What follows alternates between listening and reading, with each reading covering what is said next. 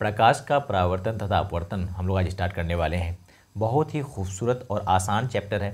समझने के एतबार से बहुत सारी चीज़ें आपको यहाँ पर मिलेगी और कई बार आपको गुस्सा भी आ सकता है इस बात को लेकर कि यार इतनी सारी बातें याद करनी पड़ेगी क्या। तो एक्चुअली मैं याद करने वाली है नहीं, एक बार आप समझ लोगे ध्यान से ना, सारी बातें आपको ऑटोमेटिक याद होती चली जाएगी। ठीक है, तो चैप्टर का नाम देखते हैं एक बार, बड़ा प्यार से लिखा हुआ है प्रकाश का परावर्तन तथा अपवर्तन। प्रकाश, परावर्तन तथा अपवर्तन। तो सबसे पहले पूछते हैं प्रकाश से कि भाई परावर्तन अपवर्तन बाद में जानेंगे।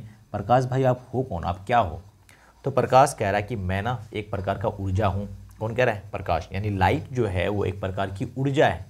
क्या है? ऊर्जा, एनर्जी है, जिसकी सहायता से हम वस्तुओं को देख पाते हैं। आप सोचो जरा, ये बल्ब अभी लाइट जल रही है तभी तो हम लोग पढ़ पा रहे हैं। तो जिसकी सहायता से वस्तुओं को देखा जा सकता है वो एनर्जी है, ऊर्जा है। ठीक है, ये 10 क्लास की बात हो गई।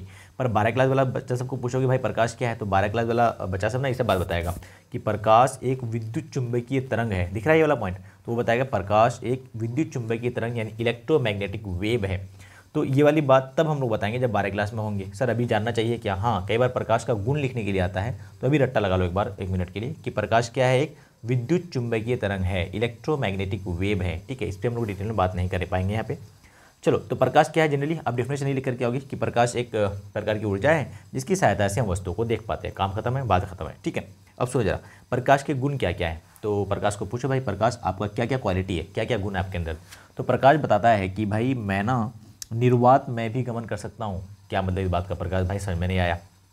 सुनो, निर्वात का मतलब होता है, निर्वात का मतलब होता है वो जगह जहाँ पे हवा वगैरह कुछ भी नहीं है। तो देखिए हवा में प्रकाश तो गमन करेगा ही। जैसे मैं रूम में भी वीडियो बना रहा हूँ आपके लिए, यहाँ पे सामने में बल्ब जल रहा है, तो क्या ये बल्ब से निकल के जो रोशनी आ रही है, प्रकाश जो आ रहा है वो आ पा रहा है कि नहीं? आ पा रहा है ना। तो इसका मतलब रोशनी जो है हवा में चल पा रहा होगा। अच्छा, जहाँ हवा है ही नहीं उस जगह को निर्वात कहते हैं क्या? हाँ, उस जगह को निर्वात कहते हैं। ठीक है, वैक्यूम इंग्लिश में कहा जाता है। तो क्या वहाँ भी प्रकाश गमन कर सकता है? तो प्रकाश बोला हाँ, वही तो बात मैं कह रहा हूँ, वही तो बात कह रहा हूँ। प्रकाश कह रहा है कि प्रकाश माध्यम के अलावा, अभी यहाँ हवा है जो माध्यम है, पर वो जगह जहाँ हवा है भी नहीं उसको निर्वात कहते हैं, निर्वात में भी गमन करती है। आया समझ? प्रकाश माध्यम के अलावा निर्वात में भी गमन करती है। बहुत बढ़िया। निर्वात में इसकी चाल ना 3 गुना 10⁸ मीटर पर सेकेंड हो रहा है। क्या मतलब सर? मतलब ये कि जहाँ हवा नहीं है वहाँ जो लाइट की यानी प्रकाश की चाल होती है वो होती है 3 गुना 10⁸ मीटर पर सेकेंड। ये बहुत बड़ी वैल्यू है। आपको मैं इसको तोड़ के दिखाता हूँ। देखो ज़रा, 3 × 10⁸, तो 10⁸ करने के लिए 3, 3 6 और 2, तो देखो ये एक्चुअली वैल्यू आई कितनी, यहाँ पे देना पड़ेगा हमको 8, तो 2 2 4 हो गया 6, 8 इकाई दाई सैकड़ा हज़ार 10,000 लाख 10 लाख करोड़ 10 करोड़। देख रहे हो 30 करोड़ मीटर। अच्छा, इसको डिवाइड अगर आप 1000 से कर लोगे तो कितना बचेगा? इकाई दाई सैकड़ा हज़ार 10,000 लाख, 3 लाख किलोमीटर 1 सेकेंड में, 3 लाख किलोमीटर 1 सेकेंड में चली जाती है लाइट। अब सोचो ये कितनी ज़्यादा है ना। ठीक है, बहुत बढ़िया। तो प्रकाश का जो, और ये प्रकाश का चलना मैक्सिमम होता है और वो निर्वात में ही होता है। ठीक है, प्रकाश सरल रेखा में गमन करती है। क्या मतलब सर? इस बात का ये मतलब कि प्रकाश ना सीधे सीधे जाएगा, ऐसा नहीं कि थोड़ा कट मार करके, जैसे आप लोग गाड़ी चलाते हो ना कट मार के, वैसे नहीं, प्रकाश सीधे रेखा में गमन करती है। ठीक है, स्ट्रेट लाइन में जाएगी ये। आगे लिखा है प्रकाश एक विद्युत चुंबकीय तरंग है। तो ये तो आप समझ ही रहो, 12 क्लास में डिटेल में पढ़ोगे।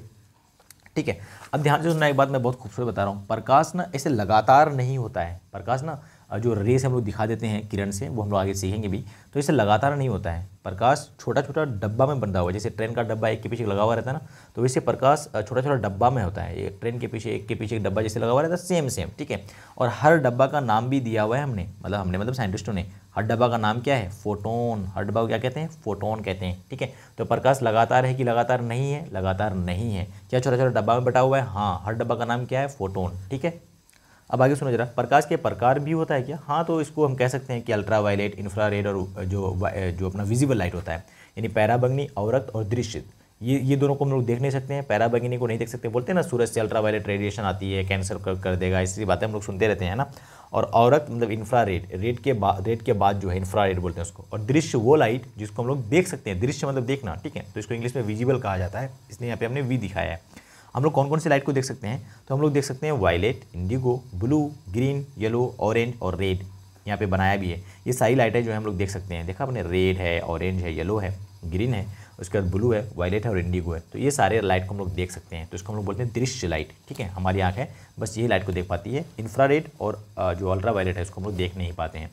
जो हम जिस लाइट को हम लोग देख पाते हैं उसका तरंग धैर्य मतलब क्या सर, इसको इंग्लिश में वेवलेंथ कहते हैं।